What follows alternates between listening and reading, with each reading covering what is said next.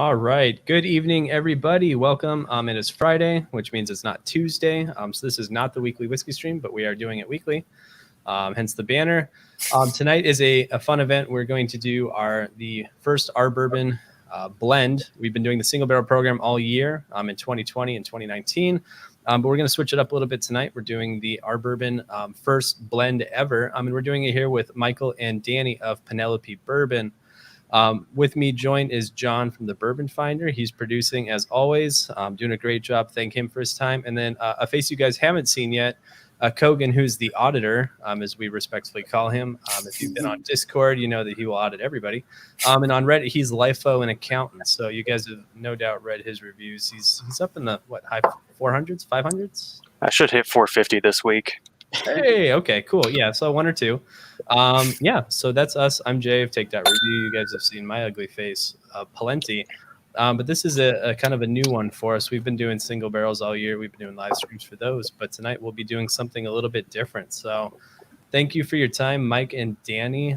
It's great to have you guys here from the comforts of your homes while we're in our homes because coronavirus. And why don't you go ahead and give us a little bit about each of you, and you can talk about Penelope before we go ahead and start drinking tonight. Yeah, all right. Well, happy Friday.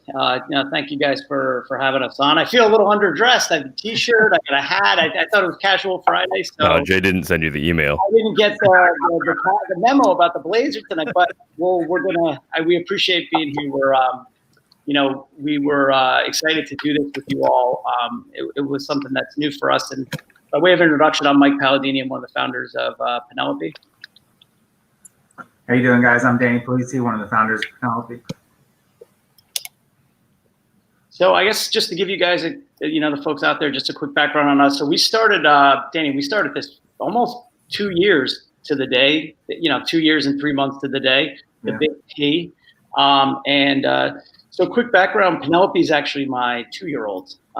Just put her to bed about 30 minutes ago. For kind of the backstory is Danny and I grew up together. We were next door neighbors in New Jersey, growing up all through middle school and high school.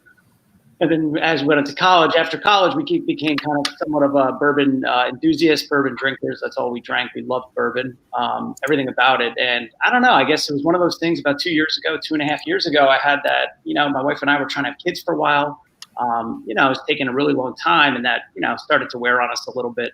And after, we always knew if we were going to have a girl, we were going to name her Penelope. And heck, we found out we were having a girl, Penelope. And literally 3 days later, I called Danny. I go, it's got a great ring to it, Penelope Bourbon. It's just different. And literally 3 days later, I was cold calling MGP, and the rest was kind of history. Nice. Oh, wow. Yeah, we got on a plane right after that and went down to MGP and started going through mash bills. Yeah. I should have thought of that. New Jersey, right?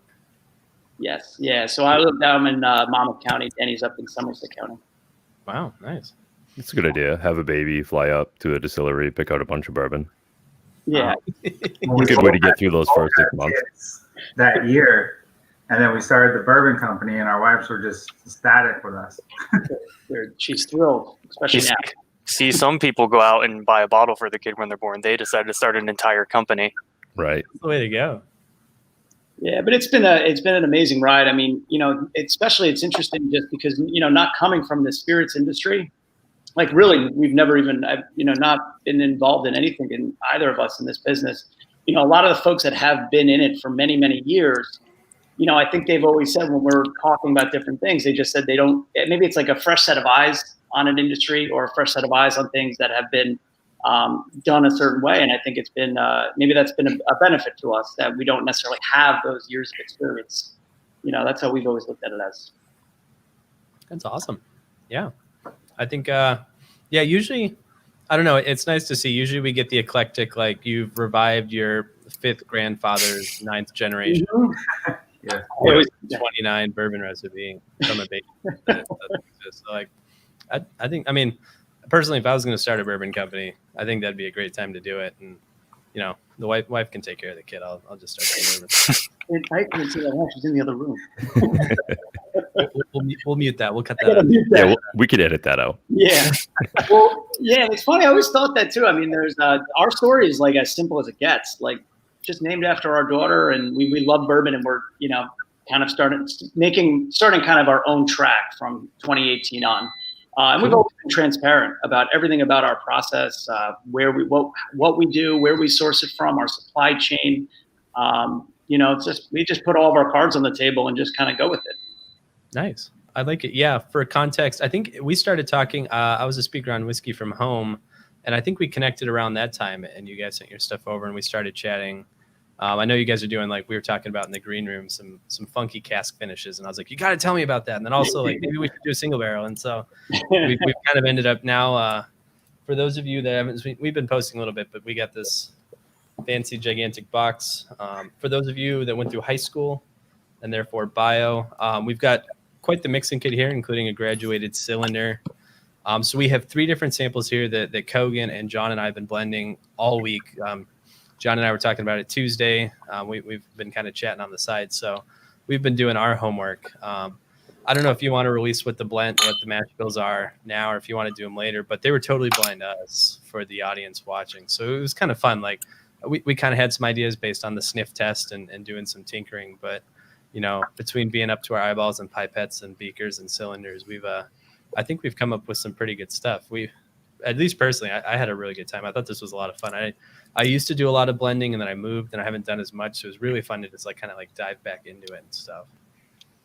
That's awesome. And for us, I mean, we're just by way of background, our bourbon. So we are a blend. We're a blend of 3 different bourbon mash bills. So our kind of core product was Penelope Bourbon. It's an 80 proof. We wanted to go light. We have kind of an intentional go-to-market that we had, with that kind of offering. And really, we blend a 99% corn, a 21% rye, and a 45% wheat. And we can kind of get into the story about how we even came to that on our first trip to MGP. It was kind of interesting. But that's really who we are. Like, we've kind of embraced the fact that, we're a 4-grain bourbon, but we're not it's not like it was distilled 4-grain. I mean, we are blending it to kind of manufacture a 4-grain, which, again, that's part of the thing, where we didn't really know any better. And I think we've been going with it and just really embracing it. And we kind of found that's kind of core to who we are, our identity.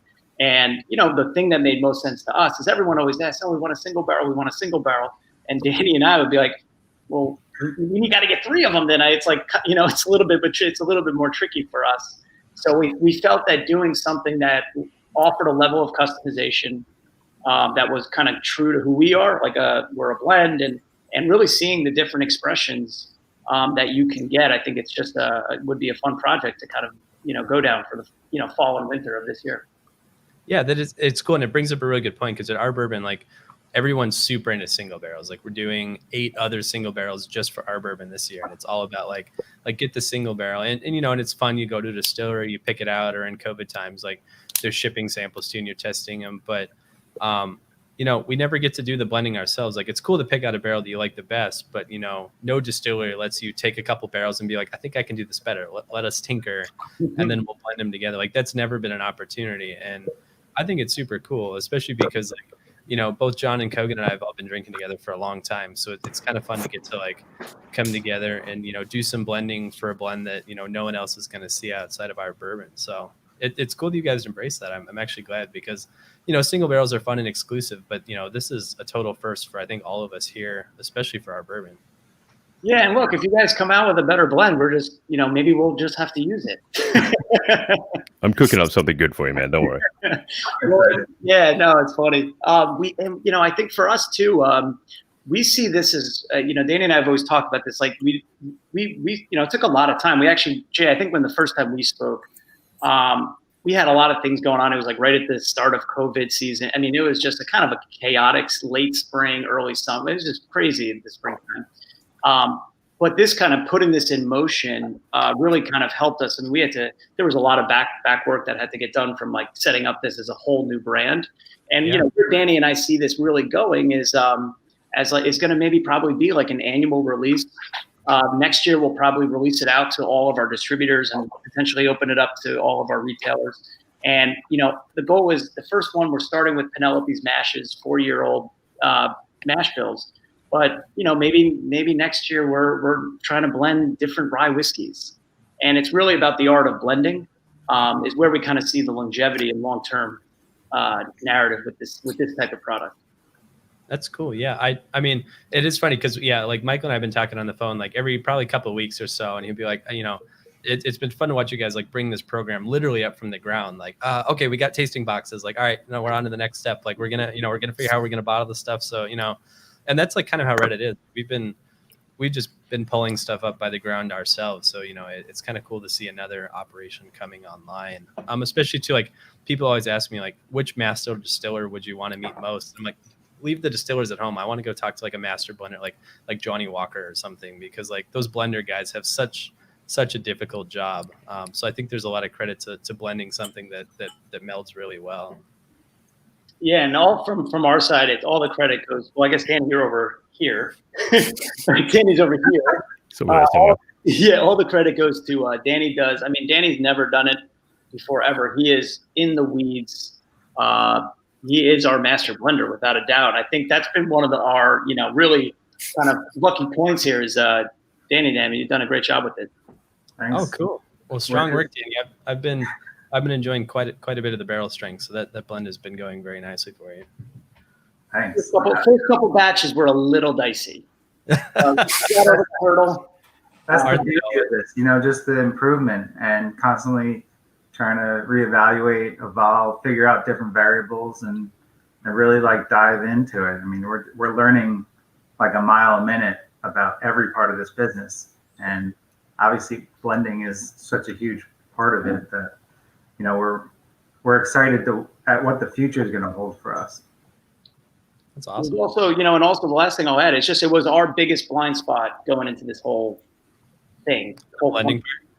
Yeah, we started. I'm like, got the bourbon. I'm like, I don't know, just put it in a bin and bottle it. Like, how hard could it be?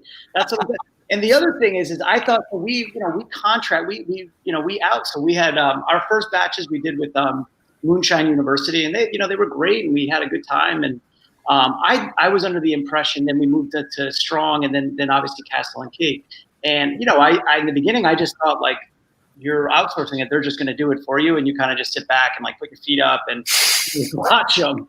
And no, you get there, and they're like, all right, tell us what to do, guys. And I'll never forget that first batch. I like look at Danny. I'm like, do you have all the information? That's awesome. In fact, until I think it was just a week or two ago, and I was like, wait, did they say Castle and Key? Like, wait, what? Like, huge respect for those guys. I was on their campus last, I guess it was October. I mean, everything. I think that they have a cool campus, and it's cool that they give this opportunity too. But it's kind of cool that they're like, well, how do you want us to blend it? Like, this is on you guys. Like, let's do it. Yeah.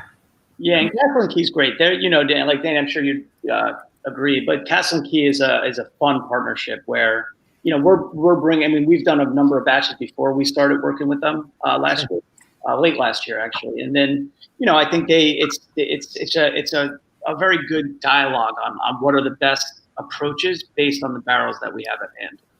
Okay, yeah. Nice.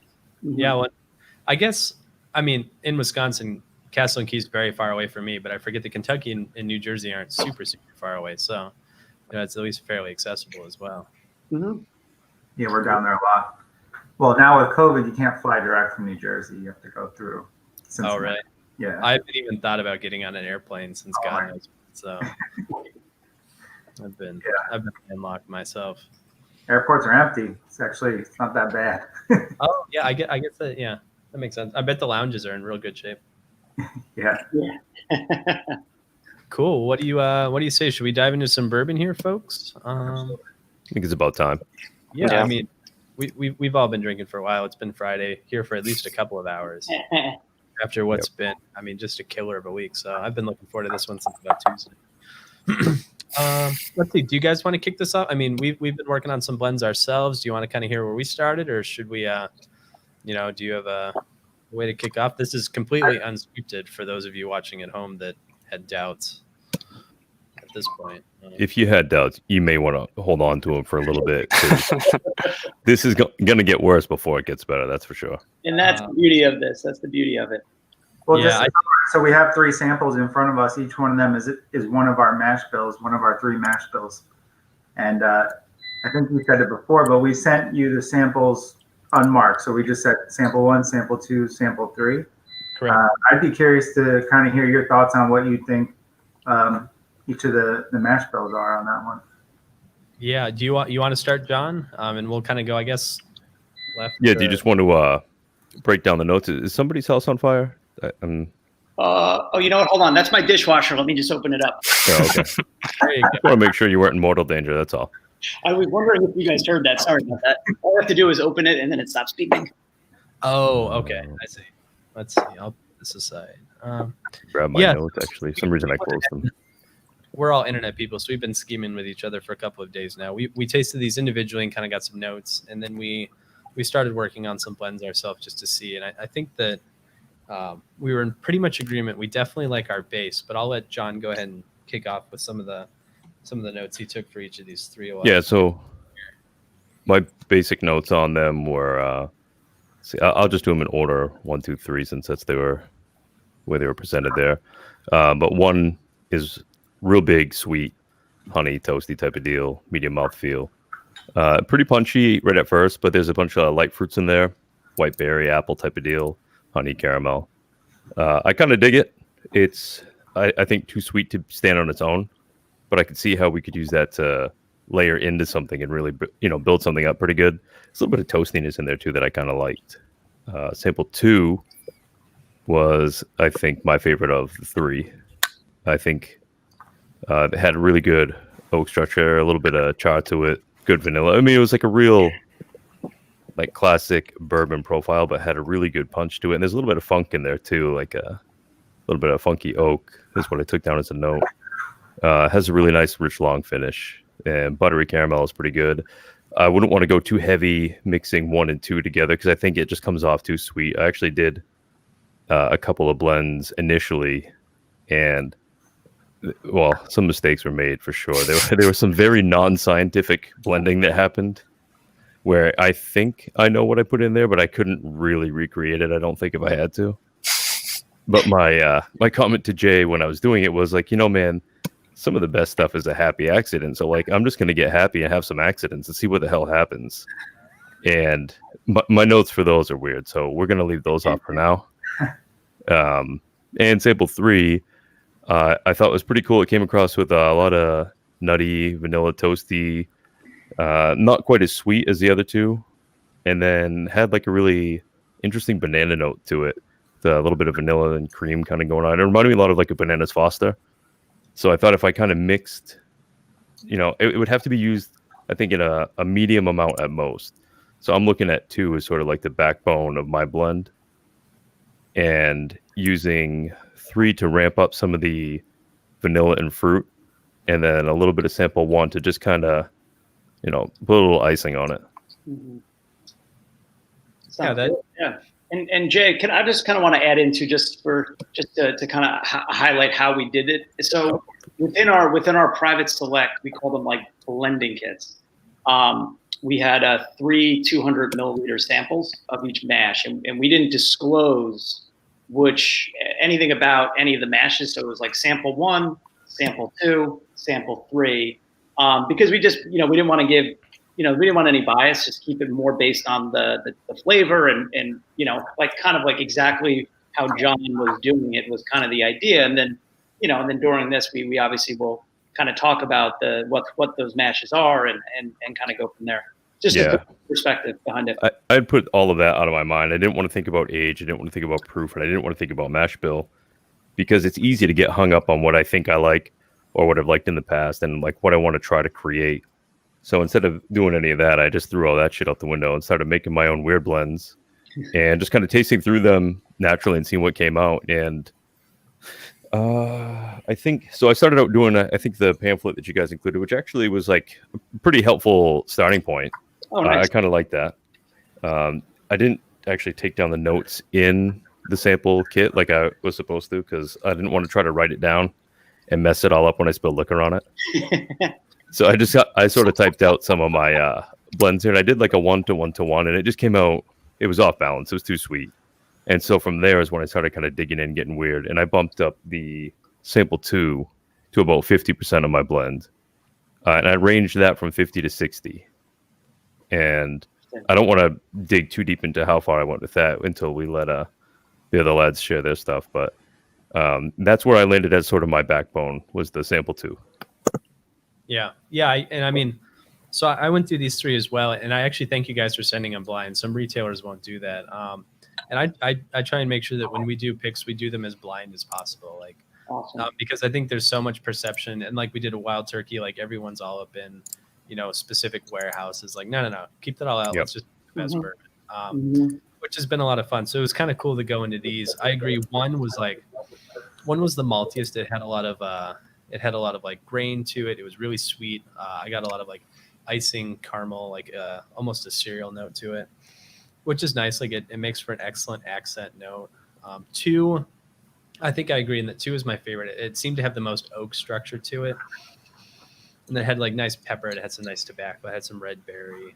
It had some nice cocoa to it, which I think lends well to being kind of the spine of the blend. And then 3, going back over, I took notes and then I promptly, my computer restarted and I lost them. So These fucking IT guys. I know that's telling you. my homework kind of bullshit, but yeah, I really like 3. 3 was a very close second to 2 for me. 3 was more caramel toffee, kind of like a very desserty, but without being overly sweet. Like there was some oak to it. It almost had like a very faint coffee praline. So my blend definitely favors 2 within 3 and then 1, and we can get into some proportions. But I have some guesses on what the mash bills were. 2 was by in a fire. Like I think it was Tuesday night. John and I were on stream, and I was just sitting here like drinking 2. Like, oh man, oh, this is pretty good stuff. Yeah, so we were digging into it pretty good on Tuesday. 2 was pretty nice. We got to My send you. samples took a beating, man. Yeah, we got to up it to 375 mils next year. Yeah, that's what I'm talking about. We wouldn't complain. Box gonna get a little bigger. Yeah. How about you, Cogan?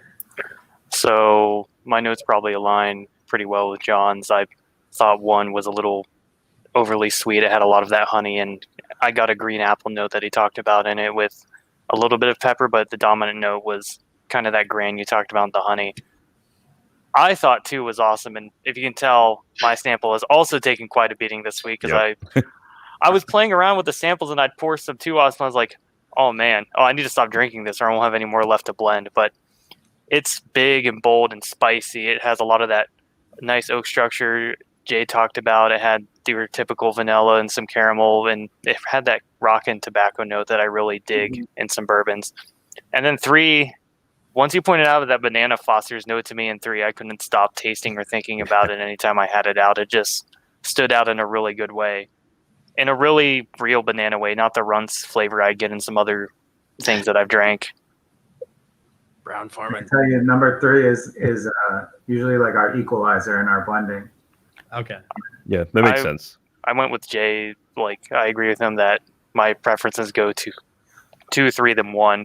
And I did 5 different blends that I let marry for a few hours this week, but I'll wait till we get into specifics because being an auditor, I, of course, went way too detail-oriented with all of them. It's good because I did not. Yeah, I mean, I like that we have most sides. Like, I was in the middle kind of just, like, doing my thing, and John was, like, off the rails. And Cogan, I'm sure, had a spreadsheet. So, that's kind of why I picked these guys. And when you guys were doing your blends, like, I mean, what were some of the things you were seeing? Like when you say you did one of them, you like jacked up 2 and 1 or 2 and 3 and then lowered 1 and then flipped it. Were you finding that you were getting different notes and different profiles? Were you seeing that the flavor was, the taste was kind of changing significantly? Yeah. These for me, like the biggest one I was worried, I was like, oh my God, am I going to make this too sweet if I use too much of 1? And I actually found that the 1 was really well equalized with, I was using predominantly 2 with some 3, and I thought, like, am I at risk of putting too much 1 in here to make it too much, like, too sweet? And actually found that wasn't a problem, which was kind of nice to see. It took to the other 2 very nicely. I think it's a great flavor and grain, kind of, so to speak. Yeah, absolutely. Yeah, I had the same kind of deal. Oh, sorry. No, I was going to say that we've done a few of these so far. That with this kind of version of it, and a few of our retail customers in New Jersey that were part of this kind of initial beta, that we kind of call it as the first wave of these private selects, and only 1 person has gotten the mash bills right. Oh, really? Yeah.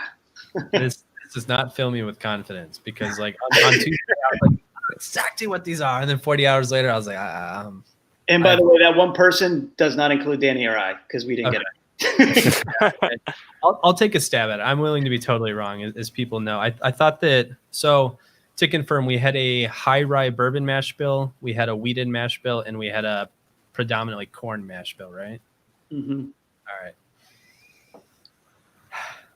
I want to say that 1 is the wheated mash bill.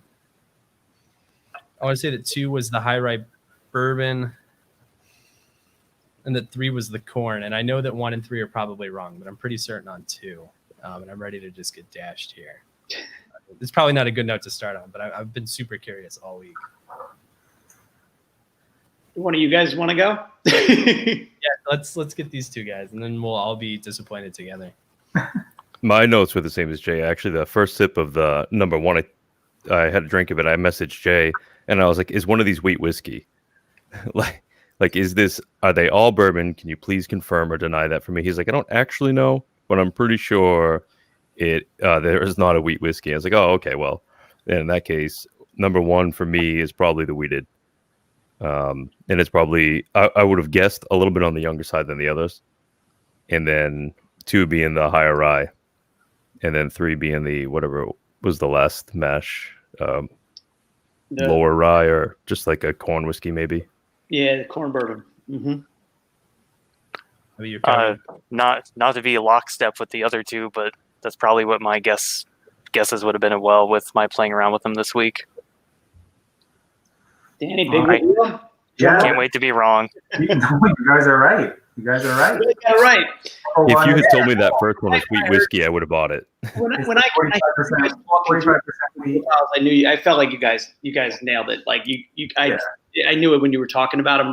You guys were gonna nail it. Oh, okay. Well, my Friday just got so much better. Like last night, I was like, "Which one are you?" Like surrounded by characters everywhere. So okay, cool. I can restore faith in myself now. 2 and 3 took a little bit of head scratching, but I mean that first sip of number 1, I was like, "Oh man, it's like wheat berry and apple, and it's like bright, a little bit of toastiness going on. Like that's got to be something wheat." And then when Jay told me one of them was corn, I was like, "Oh shit, I got to go back and reevaluate all of these now because one of these has to be wrong." Mm-hmm. Yeah, and the rye, the 2 is it's you're getting those Tabasco and those spice notes, but it's like tempered just ever so slightly. You're not, it's like a little bit on the. It's not as it's not a huge spice kick, but just like well balanced. I felt like too. Yeah, I wouldn't have guessed that was super high rye. No, I'm with you on that. That's exactly what I was. Yeah, exactly. Mm-hmm. Cool. Well, I think. So both, all 3 of us went ahead. I think that we're gonna like 50 to 60% 2 is definitely our sweet spot. I did 4 or 5 myself. Cogan blew it out of the park. He did 5.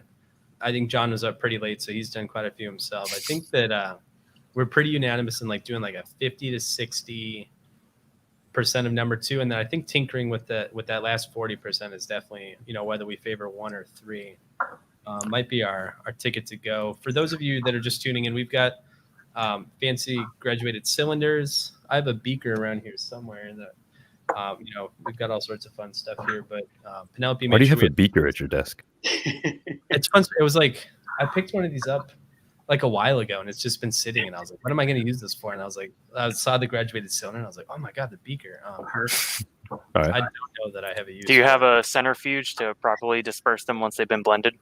No, I'm engaged now, and I don't want to be unengaged. So I can't pick up any more. There's a certain amount of lab equipment that you cannot buy. You need a Bunsen burner, and just add in the Bunsen burner, and it's good. I mean, then you could catch it on fire, Jay. I'd like make soup with a Bunsen burner if I thought I could get away with it, but I can't. So I drink bourbon in the dark instead. I think you've got a great balance in your life, and we should all strive to do something similar. Yeah. So I think for those, so this is 50 milliliter, right? So it's pretty easy to measure out. I'll go ahead and start. Do we want to do, what do you say, gentlemen? Like 50, or I guess I'd say let's start with 50% of 2. 50%. I guess we can always build it up from there. You did that, and then I drank the whole thing. I'm super helpful tonight. I mean, it happens that 2 is just delicious on its I own. just needed to get warmed up. That's all. Yeah, I mean, I've got. Let's see. It is really nice. I was thinking the pipettes would be kind of a pain, but getting exactly to the milliliter is really Yeah. I tried one blend without them because I was like, oh, these things are slowing me down. I can just pour this, and then I poured it all over the place. And Yeah, so, like I said, mistakes were made, man. It got bad. 50% too. When we were doing a few of these with some of our with some retail customers here in New Jersey, like they're used to just going down and like makers and just they do so many of these types of picks just over the years. And I mean, it's one of the funniest things when we were watching. Danny's like going real meticulously with this pipette and going, and then the guy's just like, "Give me this thing," and just starts pouring it. Yeah. Like, Full throttle. like we're busy. Like it's just, he just like I'm like, well, you gotta just. He's like, it's fine. That's so funny. Oh, that was good. Cool. Yeah. Let's see. So I have 5 on the nose. I took your cue to start with like 10 milliliter kind of tinkers, which I thought was really helpful. Let's see. That's what I did all of my blends with, so I could actually drink multiple blends in one night. There's an idea. And not just end up spilling, bottles everywhere because I've drank 5 or 6 ounces or all of them in one sitting. That is really good bourbon. There's also that to consider. Cool. What's also helpful too is Danny. We have a mash bill kind of calculator. So if whatever your based on milliliters, so based on mLs, whatever your if it's 20, 10, 30, we could plug that into our mash bill calculator and basically tell you exactly what the 4-grain mash bill is of that. Oh, fantastic! That'll be cool. Really cool, actually. What that actual final mash is. Cool. So for what do you got going on, Cogan? I would suggest for the second component of the blend, let's try 30% of sample 1. 30% of sample 1. All right. Yeah, of the 5 I did, the winning one I found after hours of marrying was 50% of 2, 30% of 1, and 20% of 3. Personally, I felt that one ended up the best. Well, I am into it. Let's give it a go. I don't know if John got hit by a truck here just now, but I'm sure he'll be. No, I don't want to talk about it. Can somebody give me the measurements? Take notes this time. I think I was telling Danny the second time we did this in New Jersey, we left and I'm like, did you write down what their final blend was? Oh, we're sitting there. We're all just tasting and blending and yeah, we're blending and tasting while you're there. Eventually, we just forgot. Cool. So for John, I don't know if you heard, we're gonna do 50% of 2, 30% of 1, and 20% of 3. Just go ahead and give me that in mils, so I don't have to do the math. Sorry. 5. This is gonna sound real dumb, but 5, 3, and 2. Using a 10 milliliter sample size. Let's see, I'll stash this gun in Glen Canyon. Yeah. Hey, you'll work okay. And that was, oh, holy shit. Hold on. I'm just going to get weird. We'll see. Cool. All right. So I've that blend. And this was Cogan's preferred blend. Oh, yeah. That's nice. Yeah, for those of you that are just joining in, this is Cogan's preferred blend of the 3 mash bills. Nice. Sorry, it smells really, really good. So the blended mash is 73% corn, 11% rye, 14% wheat, and 3% malt barley. Oh, cool. Oh, that is really cool. It's a wild mash bill. Very high, it's high corn, right? Yep. The rye sneaks in there, and then the wheat kind of is around where the rye is. So yeah, it's cool. That's really nice. Props to Cogan on that one. Mm-hmm. Like I went way too nerdy with this. I let them marry covered for 8 hours before I tried them. Should be marinade. Right, I mean, I'm good with that. I'll be honest, Cogan, that was some of the biggest mistakes we made in the beginning was like not knowing and just being naive and just kind of going into a bottling run, especially when it's 3 bourbon mashes. It takes it takes time. Now we're dumping barrels and blending days before I will fully admit that this is my first ever attempt at blending of any sort. Oh man, it's so much fun. That's awesome. That's awesome. Wait, was John told the numbers in a mix-up order? He was, but I knew what Jay meant, actually. So See, luckily, he fed them to me in a way that would only make sense to an idiot. And here we are with the perfect blend. Cool. Yeah, so this is Cogan's blend.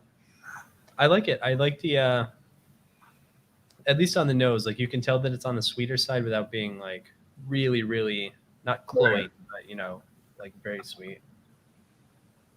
I think this is very close to one of my blends. Yeah, it is. Yeah, it's pretty nice. Let's see. Do we want to hold on to one of each of these and we'll decide from our 3 blends? Yeah.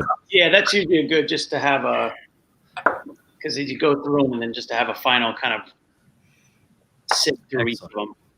Yeah, Cool, find out. We'll go reverse order here. So we did Cogan's, we'll do mine, and then we'll end with John's. We'll kind of compare. It's really nice. I really like. There's a pear note there that I think is really, really delicious. I'll save a little bit of that one. Yeah, and even for us, like what's interesting too is that we've never really experimented too far outside of what we've always been blending, and so just over the last month, just seeing like totally different blends. I mean, it's been really interesting. I think that is really cool. I've predominantly stayed into blending Scotch. I haven't blended bourbon as much, and this is, it reminds me to get back into it because this is super fun. Just need to blend a little Doc at everything. Yikes. No, I don't think Doc for you guys. That's a super high ester unaged rum from Jamaica. Yeah, you want to talk about some of our shows that get weird. That was weird. It's typically like not for human consumption, but you can't. Yeah. Like used for making perfume or like flavoring weird bubble gum. It's delicious. And Jay sends me samples of it. Makes me drink it in front of all of our buddies. Well, it comes up to still 86% ABV is the problem. Dude, it's all about the rum these days. Everyone's doing rum. Rum's in. Rum's hot. Yeah, rum's hot. Rum's real hot. Jay, still what like is your Jack blend? better. So, all right. So my blend is also the same. So I have, I went a little bit crazier with the 2. I went to 6 milliliter of the 2. So very, very heavily favoring that myself. Let's see. Then I did 3 milliliters of the 3 and then 1 milliliter of the 1. Let me flush my pipette here. I love 2 and I love 3. And then I like that just little hint of sweetness that 1 gave us. Yep. That's the exact blend that I had. So. 1 is your salt. Sorry. A little salt. That was 6 of the Yeah, precisely. up 2. Okay. Mm-hmm. 631. Yeah, 631. I love 1 as like it like that salt, like the little dash of salt and pepper. I drank actually quite a bit of that on its own too, but blending, and I thought 2 and 3 had a really nice harmony to them, and then 1 just kind of brought it around for that final touch. Yeah. I'm spilling this shit everywhere.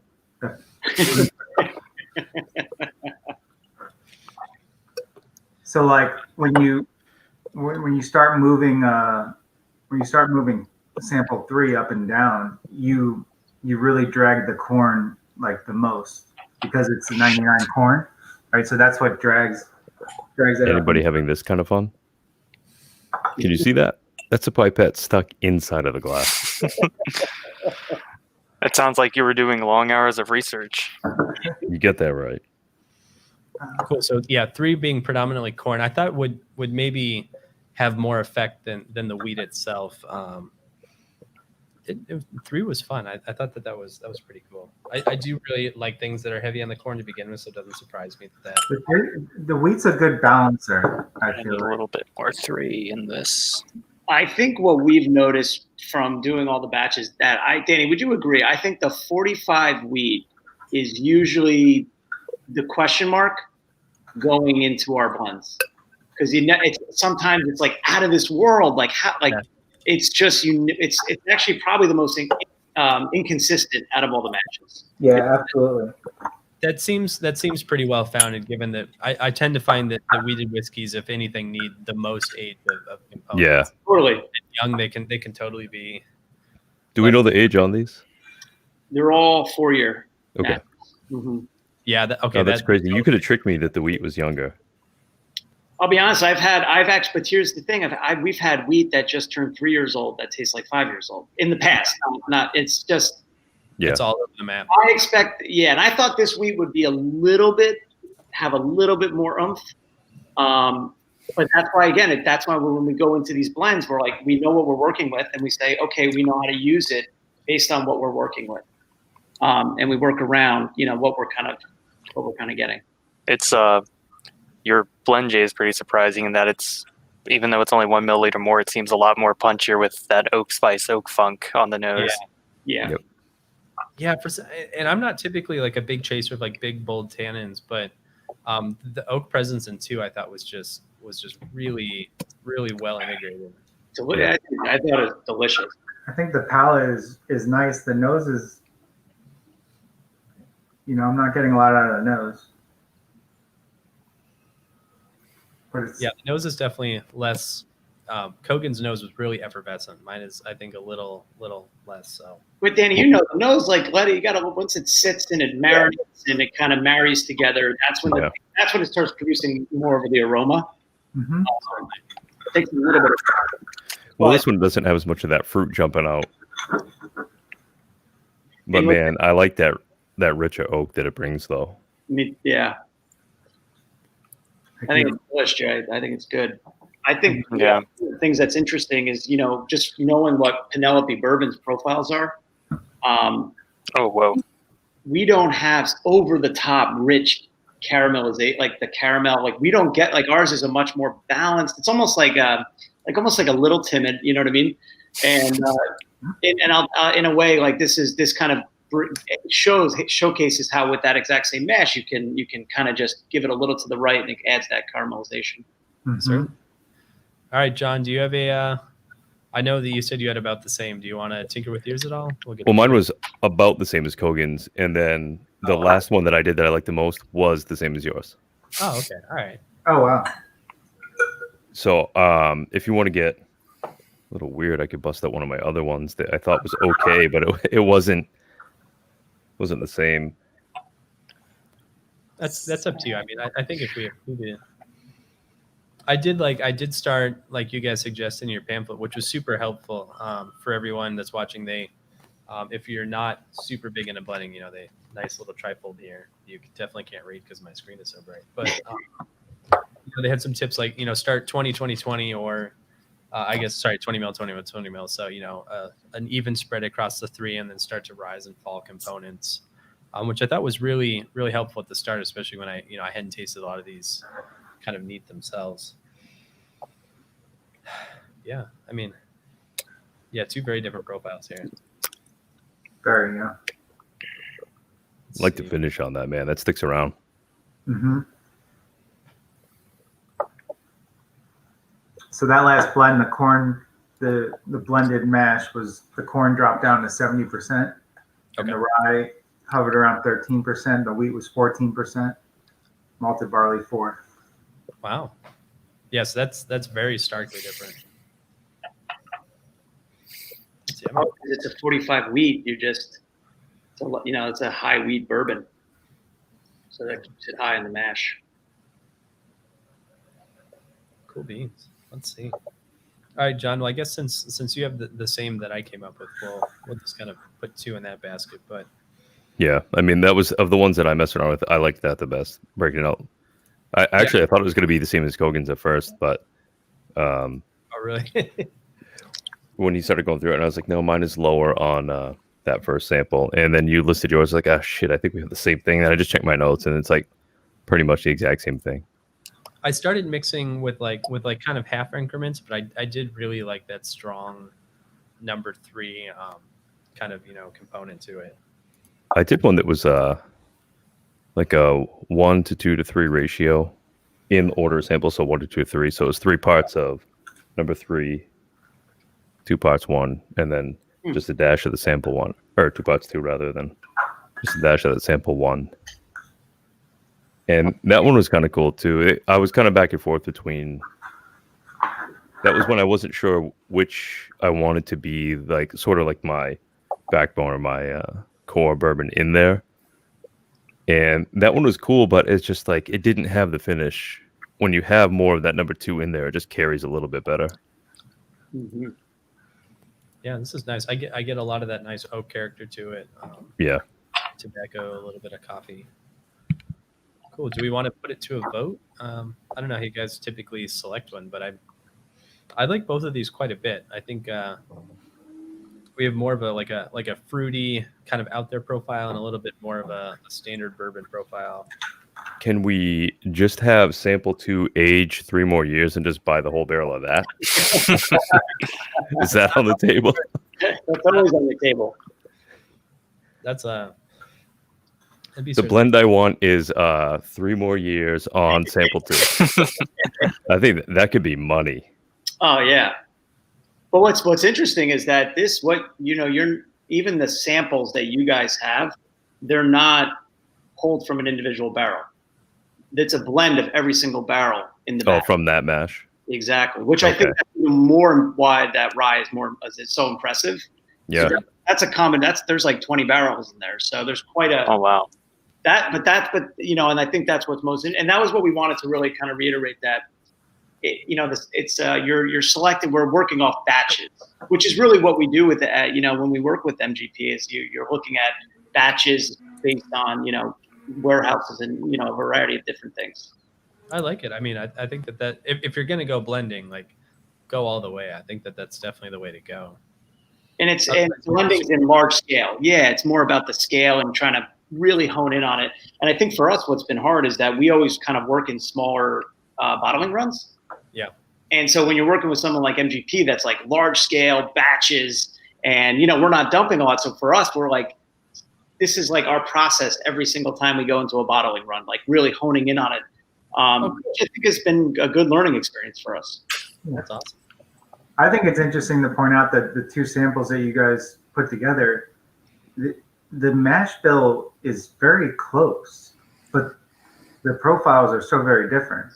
Like the corn mash is only 3% difference in the 2 of these, right? The rye only moved about 2-3% between the 2 of these, but they are very different when you're, on the nose, on the finish, on the taste, everything.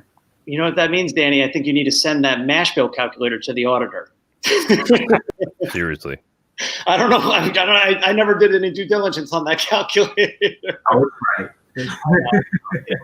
It'll be like 72 hours on me. I haven't heard from Cogan in like 3 days, guys. Oh, he's coming to do a mash bill calculator for Penelope Bourbon. You flash, I'll flash a picture on my desk, and it'll just be bottles everywhere. And he comes back with hair longer than me and Jay. Weird. Yeah, that's maybe in the back, but not up here anymore. Cool. Well, I think I don't know. Do we have any objections? I really like 2. I think that comes together really nice. I like Cogan's as well, but I think going 2-on-1 on that one. I don't know. Should we make this the first our bourbon blend? I'm perfectly happy with going with your blend. It's delicious. I'm a little bit butthurt that we have the same fucking blend. I thought I came up with something groundbreaking. Well, whose blend do we call it to? Whose blend is it? We call it our bourbon blend. We don't exactly. We don't. Yeah, I mean, this was super cool, guys. I think that what you guys are doing is really interesting and fun. And like, honestly, I mean, I know in the green room we were talking about like cognac finishes and stuff, but I think, as you guys build this out, I would love to throw one of these blends in a fun barrel for like 6 months or a year and, really see how it ruminates. But I'm pretty happy. I thought 2 was fantastic. I really like having the ability to kind of really drastically change the profile, even with just small percentage changes in very different mashes. And this is a pretty good blend Yeah. And for us too, we're still young, and part of when we were going through this day after we spoke for the first time, one of the things that we did realize is it's very hard to kind of scale and do things like this when you don't even have any sort of small batch blending and bottling operation internally. So that was why Danny and I, we went out and we got we have got our DSP. We have our rectifying and blending permit here in New Jersey now. And the idea is that we're going to start to bring some of this in-house, and we can do things like that. Take your blend, rebarrel it. We'll pick it up, 2022. Like, we'll start to be able to have a little bit more fun with that. Or we took the our bourbon blend and we're going to throw it in a cognac cask. Okay. Let's flip it around. And that's kind of the idea with why we really needed that, because that's kind of hard to do when you're, working with, third parties on that. Well, I'm sure, Castle and Key isn't like, just leave that cognac barrel over there. We'll get to it later. Don't worry about that, man. Have the facility to literally facilitate that. Yeah. So that'll just kind of another big thing right on the horizon. Cool. Well, for those of you that are just joining, I think we're going to go with, it was 60% of sample 2, 30% of sample 3, and 10% of sample 1, if I haven't forgotten that one already. Really, to give you just some quick notes, like toffee, kind of a nutty oak on the nose. Yeah, that kind of like deeper oak ahead is nice. Yeah, that oak, I would think that this drink's much older than it does, especially with like cocoa, coffee, praline on the palate, and a really nice warm finish.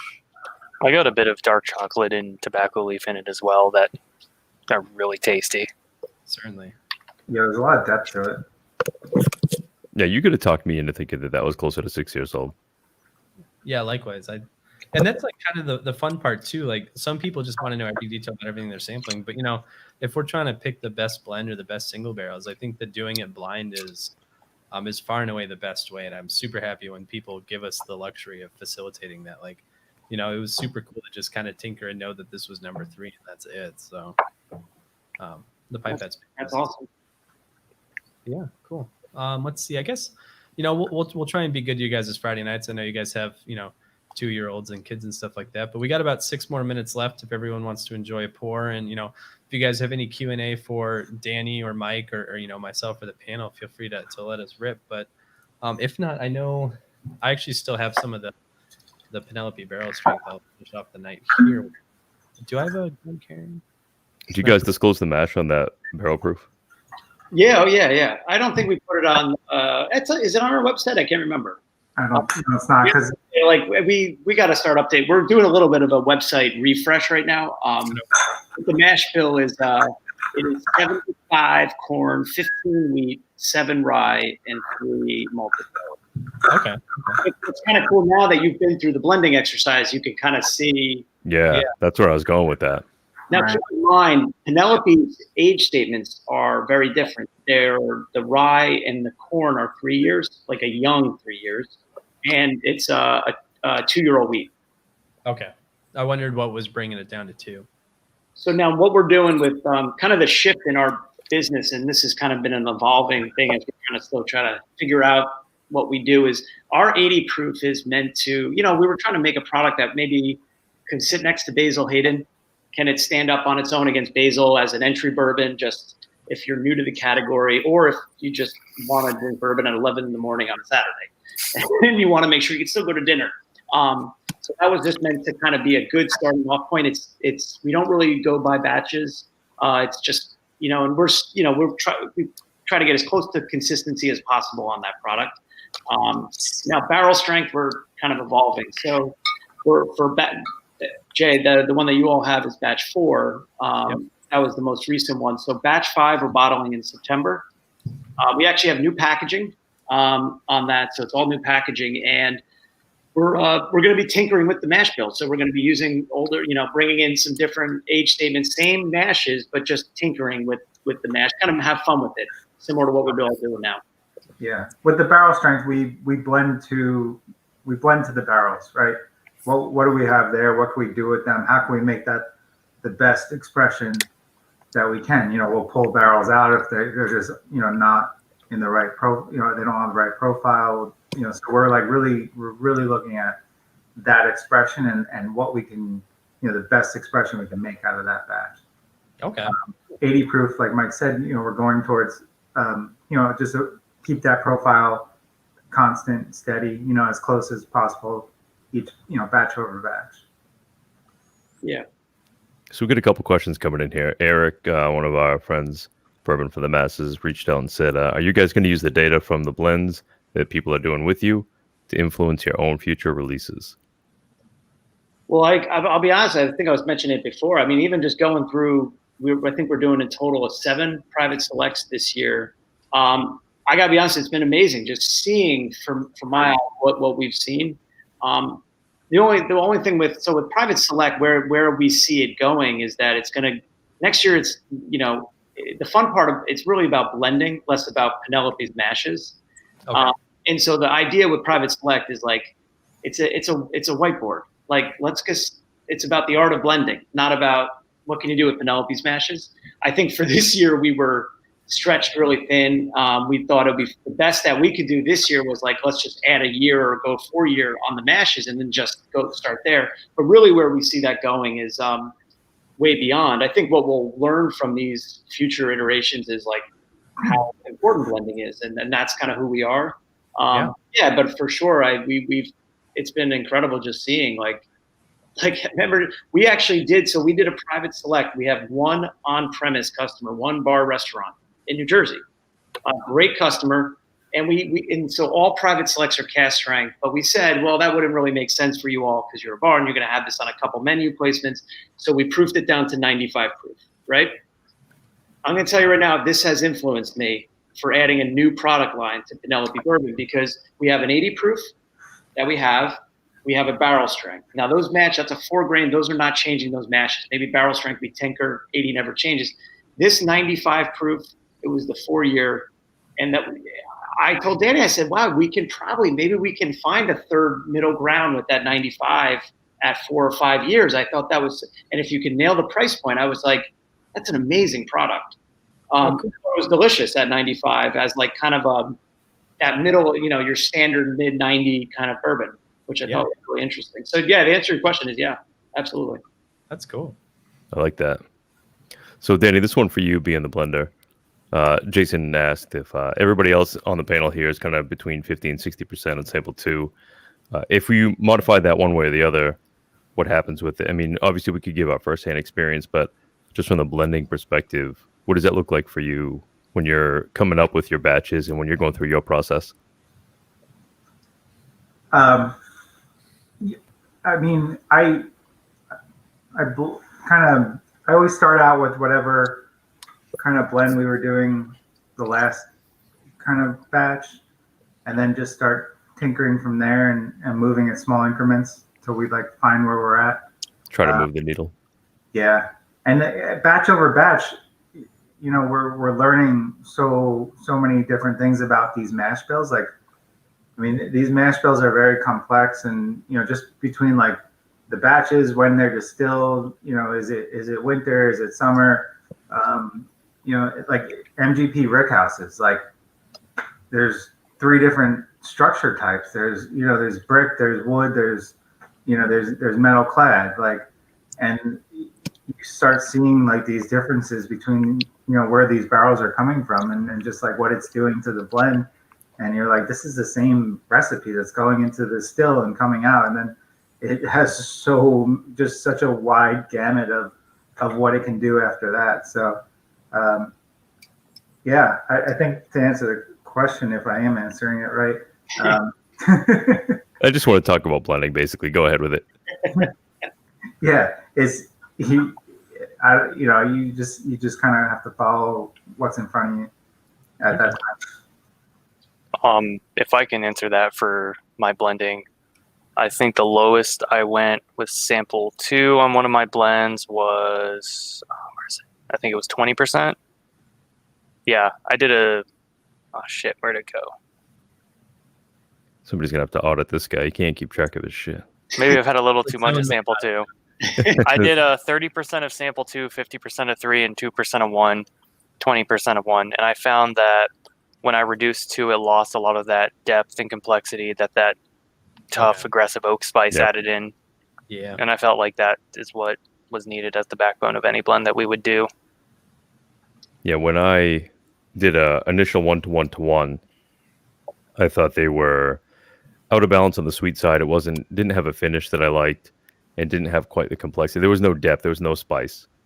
And so I started I moved up number 3 first because I really liked that bananas foster that was going on there. And I cranked that up. And then I was out of balance on that. and it brought in a good amount of vanilla, and it had a little bit of fruit going on, but it just I think actually in my notes I had something about like if this had some spice to it, it would be really good, but it was just kind of missing a little bit of that rye.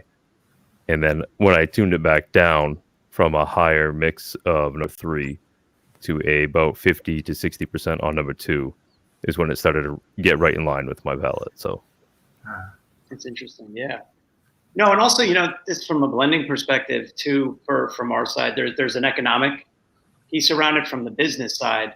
We've always started a third because we can use the most bourbon, from a cost perspective as we're bootstrapping this, and so there's an economics around it too. It's always like Danny and the master blenders are like, oh, don't worry about the money side of it. Just let's get the taste. But there's a fine balance between what, economic, you hate to say that like on this, cause should be, but that's kind of the, for a young company like us, that's always something at the top of our head too, is how do we balance the economics with the profile? Well, that's been great as we grow to have, start getting a little more liberty and a little more freedoms with that. When our first batch was like 6 barrels, MVP 250. Do you believe that? They walked in, they're like, you're on the hook for 250 if you're going to work. And remember, but there night we started talking, and Danny's into boats and Barry's into boats. And next thing you know, we're on his boat in the Ohio. On the boat, yeah. Drinking Coors Lights, and let me get 6. I go, trust me, we're gonna work hard. Just this. I cannot buying any more than 6. And he's like, fine. I think it was like 8 Coors Lights deep. Any conversation that can't be fixed with Coors Lights is the wrong conversation anyway. Get that first trip to MGP because we were literally on a boat in the Ohio River at the end of the meeting. That's awesome. Like, literally, I'm on a boat. Yeah. I hope you didn't get in the water. No. I didn't. I would have if they wanted me to, but it was a little. Take my advice. Don't. It was very dark. I think it was like brown. The water is very dark. You're lucky it didn't catch on fire with all that Coors Light. No, so like blending 6 barrels is obviously very different than blending 50, 60 barrels, and it's certainly.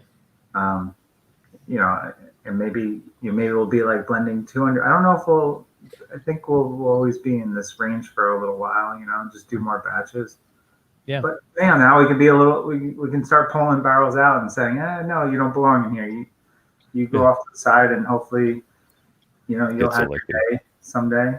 The single biggest upgrade to our entire blending process was sampling every barrel before we blend. Okay. 100%.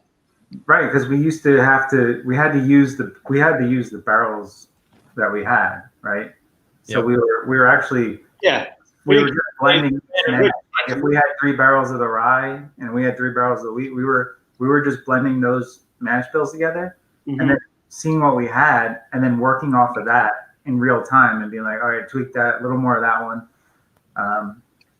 We've kind of like altered that process a little as we've grown, and now we're like hitting the barrels beforehand, pulling some out, if we have to. So we're a work in progress. Well, what I love about it though, guys, too, is that I see what we're slowly building is like we've been pulling. So we'll find a beautiful single barrel in some of these, and we get to pull it out and starting to build a single barrel library. Yeah, yeah. What we're so excited about. I do see this the private select as also being like that's the single barrel program. Could be years from now will be in this umbrella under this brand, but I think that's been the most exciting thing is tasting the individual barrels in the blend and be like, no, that guy's coming out. We're going to put him over here, and we'll see him. We'll see him when we're ready to see him. Check back in. Exactly, and that's been really fun. Yeah, that's cool. Great. So where can people find you guys at? Where's Penelope available? Well, so we started in Jersey. We're in New York. We launched in Tennessee this week, which was really exciting. Yeah. Nice, congratulations. Big weekend, yeah. No, it was a great week. We were in Nebraska, Wisconsin, but North Carolina. So we're not in North Carolina yet. I think that's a control state. I have a lot of family in North Carolina. Believe me, I'm getting a lot of pressure from my family to get to North Carolina. But we're available on Sealbox, online, Mash and Grape, a few online folks. I know it's here in Wisconsin. I saw it just pop up last week. Yes. No, Wisconsin was actually one of our first states. Was it? September. Oh yeah. We self-distributed Penelope starting in March, meaning I was putting these things in the back of my car and just driving to retail, just knocking on every door I could. I mean, doing deliveries, Danny and I just selling it on our own. And then distributor here, Fedway in New Jersey, took it on in September of 2019, so like last fall. Out of the blue, Capital Houston in Wisconsin called us. And I don't know, maybe someone heard about us up there. And we've been in Wisconsin since September. And I think we should have waited because I don't think we were ready to take on, to do that. But it's been a great market for us. And I love Madison too. That's great. I mean, I don't get out that much with COVID, but I was in Total Wine and I was like, wait a second, I know that label. And sure enough, it was Penelope. That's cool. awesome. Let's just grab one more question here before we close this out here. Hokie wanted to know how you guys approach your commercial blends versus the group or store blends, like your private selection stuff. Danny, you want to take that one? Yeah. Well, I think with our commercial blends, we're really kind of locking in on what we feel is the best expression at that moment, right? And the beauty of what we're doing here with the store blends is, we're not in the cockpit. We're not steering the ship, and it's fun to sit back and let you all kind of see where your taste buds go and where your likes go, and we learn from it. It's really great to see these different expressions, and this blend is awesome. The more I'm sitting on it, I think it's amazing. We're gonna bottle this for barrel strength in September, guys. Thanks. Happy to help. Well, I'm kidding. Mike and I have been having so much fun just hanging out in groups like this, and just watching people play with our mash bills and have fun and being right next to them and tasting it with them, and it's been a lot of fun. I love this program. Yeah, and to follow up, it all came back from that first time we went to MGP. Was we were deer in headlights, but it was just such a cool experience. Pipettes and graduated cylinders. I haven't seen this stuff since 8th grade. I was like, this is crazy. And I don't know, to the whole point when we had first started to come up with it, originally all this was supposed to happen on site at MGP. Okay. That's where it started. And they were fine with it. They said I was one of their first customers to ever ask them to be on site. Cause they're a partner. They're a great partner of ours. We love working with them. And, COVID hit and obviously we went virtual, but maybe it is something where we go on site to do these in the future, but yeah. Man, that'd be sweet. Cool. Well, Mike, Danny, it's been so great to have you guys again. Thank you for the opportunity. This has been super fun, and I love the kits you guys put together, especially as a science guy, kind of myself. For those of you guys, our bourbon is now 100. I think we just hit the notification this morning. We're 142,000 strong. So if you guys are interested in this blend, this will be carried exclusively through Sealbox, which you guys are familiar with now. They've carried our new riff, our diamond in the riff, and stuff like that. So, in the next, I guess you guys said late September this will be bottled. So probably October, November, we'll be seeing this hit.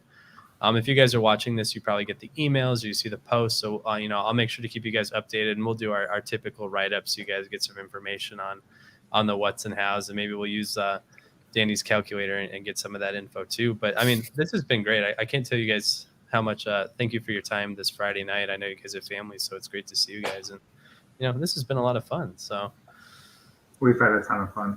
Yeah, this is awesome. Thank you guys. We appreciate it.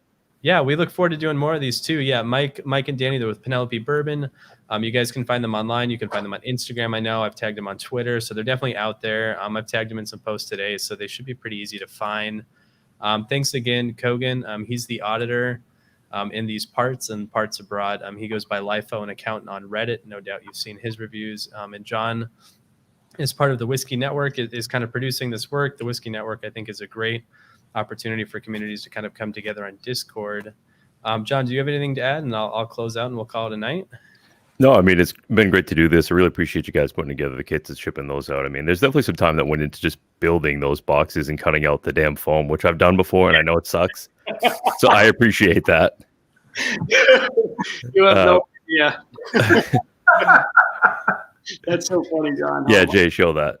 Oh, no.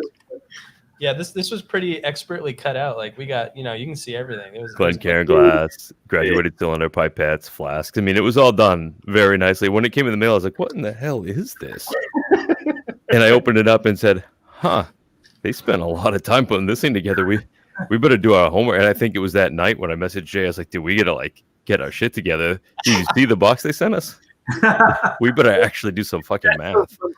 Danny, I know you love hearing that. I do. Well, it's just like my wife would really appreciate hearing that too.